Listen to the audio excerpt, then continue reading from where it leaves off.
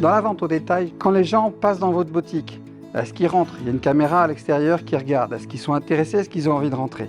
Premier aspect. Ensuite, on arrive avec la vision machine à les suivre. On voit leur cheminement dans le magasin et on voit où est-ce qu'ils passent du temps. Ça, c'est les étalages qui sont intéressants.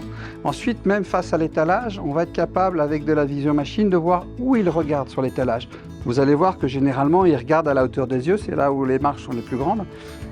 Et donc, il y a cette suivi du temps passé, à quel étalage. Et puis, il y a aussi l'analyse des émotions. Les gens sont contents, les gens ne sont pas contents, ils cherchent.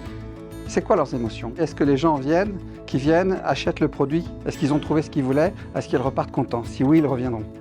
Donc ça, la vision machine, pour ça, c'est très bien. Dans la vente au détail, on a fait par exemple de la prédiction de backorder, donc le manque de commandes, ou encore la prédiction de commandes tout simplement, là, savoir combien on a besoin de prévoir dans nos inventaires.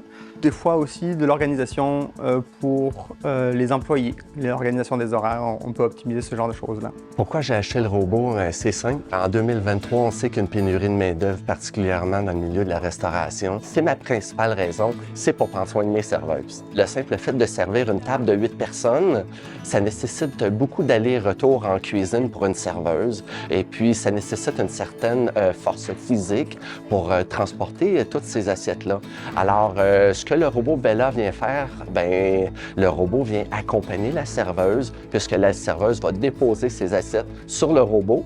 Et puis, la serveuse va indiquer à Bella à quelle table se diriger. Il y a des gens qui pensent à tort que le robot peut remplacer une serveuse. C'est pas du tout le cas. Le robot va venir en aide aux serveuses. C'est vraiment la serveuse qui va faire le service aux tables, mais qui va être accompagnée de Bella pour faire le service.